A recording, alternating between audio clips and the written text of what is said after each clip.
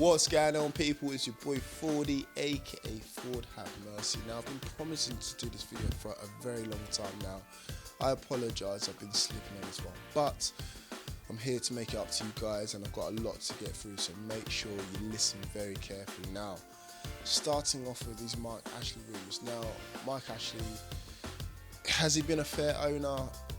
It's debatable. Some may think so, some may think against. He's been at the last 2 games, and here's might be the reason why. Now, it's apparently so that, according to the Daily Mirror, he wants to get more involved with transfers and buy young and revert back to his old transfer dealings of buying young and then selling them on at a profitable margin. Now, where it does make sense in terms of business, sometimes in terms of football, if you want to progress as a team, it's just going to get us into hot water. Now, Rafa Benitez has taken charge this window, or the previous window should I say, and he's done very well. Recruited quite well, and obviously, as you can see, we're top of the league at the start of January. Now, does it make sense for Ashley to do this?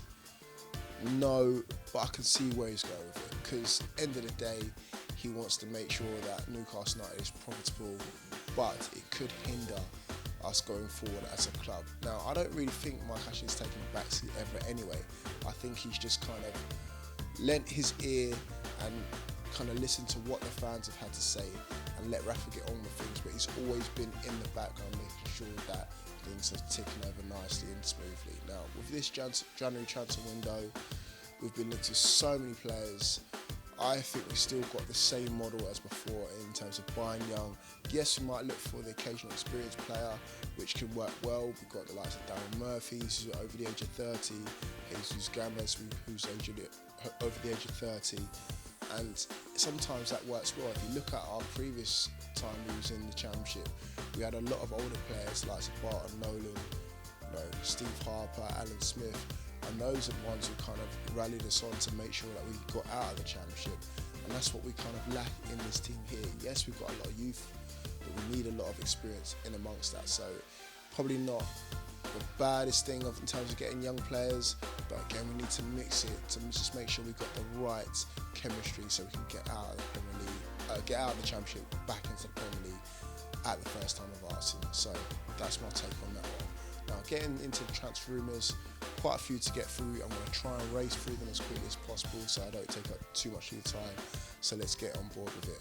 Starting with the latest one, James McCarthy. Now, James McCarthy has been linked with Everton. Apparently, it could be a done deal by the end of the week or before the Rotherham game. Personally, it's not a transfer for me, but we're very light on bodies. Before the start of this video, it's been reported that Dwight Gale might be out for a couple of weeks through the injury that he sustained against Brentford. Beneath's going to be out for a couple of months with this ankle injury, and Hayden probably will miss the Birmingham game, but might be back in time for the Rotherham game. So we're already down 3 bodies that way. We're still down 3 bodies from the African Cup Nation boys, who are obviously going to be away for the month. So again, we do need recruits as soon as possible. Now, the next rumour is obviously someone we're used to, someone we're familiar with, Andros Townsend. It's been reported that Crystal Palace are currently in talks with Newcastle United to bring him back on a permanent transfer. I've still got a sour taste in my mouth from when he left us high and dry in the closed season, so there's my take on it. But if it's for the good of the team, I would take him back in a heartbeat, because I'm more about the good of the team rather than my pride and all the rest of it. So there's that one there. Moving on to kind of the wild cards, the joker transfers, if you like, starting with Fernando Torres. Now, if you saw my previous video that I uploaded with Rafa Benitez before the Brentford game, you could see that Rafa laughed that one off. Now, check out the video, explains it all for you. Next one, Dimitar Berbatov. That's about 6 years too late in my opinion. No, probably not going to happen ever. So there's that one as well. And then the last wild card one is one of my personal favourites. It's January, it's a transfer window. Yes, of course, it's going to be Andy Carroll. You can't have a transfer window without mentioning Andy Carroll's name. And judging by his goal that he scored for West Ham just this weekend, just gone, that bicycle kick, I'll take it back in a heartbeat, but probably never going to happen. But I would love for it to happen anyway. Now, getting to the transfer rumours of old, if you like, in the past couple of weeks. We're a couple of weeks into January now. It starts off with Fabian Delph. Now, definitely one that I would love to get on board. I think he could offer so much, especially if Shelby misses any more games this season. Fingers crossed he doesn't. But definitely could add something to the team. Probably not going to happen, but again, a good transfer rumour that I would love to be sustained and hopefully can go through with it as well. The next one is Tom Cairney. Now, Tom Cairney, I've heard a lot about through fans of Fulham, and they rate him very highly, but that price, £20 million, I just can't see it happening. Maybe in the Premier League, but could he cut it in the Premier League? That's another scenario, that's another story altogether, but that one needs to be put into bed as well. That's not going to happen. My personal favourite, Callum Wilson. Now, Callum Wilson was there at the start of the window, thought it was going to happen, but then this fee just keeps edging up and up and up. And now they reportedly want £23 million for the Bournemouth striker. Now, he's not been getting the best run of games. He's had to compete with the likes of Joshua King, Forde. I don't think he's going to move anytime soon, especially for that price. We're still after him, don't get me wrong, but for £23 million, I think they're going to have to hold on a little bit longer, maybe to win for him the Premier League and then go back in for him again. The next one is Tom Cleverley. Now, this one was been going on for a long while now. Obviously, it's finished now. I don't think we've ever done well out of a Man United exchange. Obviously, he plays for Everton now, but I don't think we've ever really signed a really good Man United player or ex-Man United player since, Keith Gillespie, Alan Smith, maybe at a push. I don't know, correct me if I'm wrong, but obviously now he's on loan at Watford, so that one puts that one to bed. Initially, Everton wanted to get rid of him altogether, recoup some of the money that they spent on Schneider from Man United, but now he's on loan at Watford with a view to a permanent move to stay at Vicarage Road, so that one's really not going anywhere. The next one is Tom Ince. Now, definitely a personal favourite for me, and someone that we should have signed years ago, absolute years ago. Now, this one should happen for so many reasons.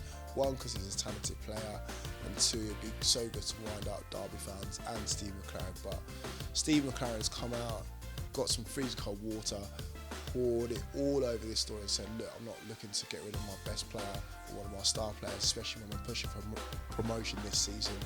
So that was not going to happen. Why? The next one is Ruben Loftus-Cheek. Unfortunately, this again is not going to happen. Antonio Conte has said he's part of my first team plans. I can't let him go.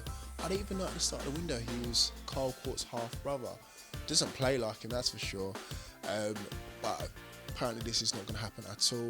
Not even on loan. Certainly not on a permanent deal. But I would love for him to come to Newcastle United. But unfortunately, to fans, it's just not going to happen. Not anytime soon anyway. And then the last one is Alan Judge. Now, I've done a video on him before. Check that one out if you want to.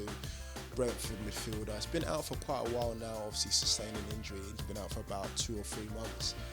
I don't think this one's going to happen in this January transfer window. We're trying to recruit players for now and the Premier League. Can he cut it in the Premier League? Remains to be seen, but at this moment in time where he's still recuperating from his big injury, I don't think it's going to happen anytime soon. It doesn't make sense for it to happen anytime soon, but it would offer something going forward, especially in those wide areas where we need to recruit. Now, going out the door, well, we had the 3 youngsters, Roberts, Woodman and Longstaff, go off to Kilmarnock to link up with Lee Clark over there. A great move for the 3 lads there, obviously to gain some first-team experience, and I'm sure they'll get a lot of it at Kilmarnock as well.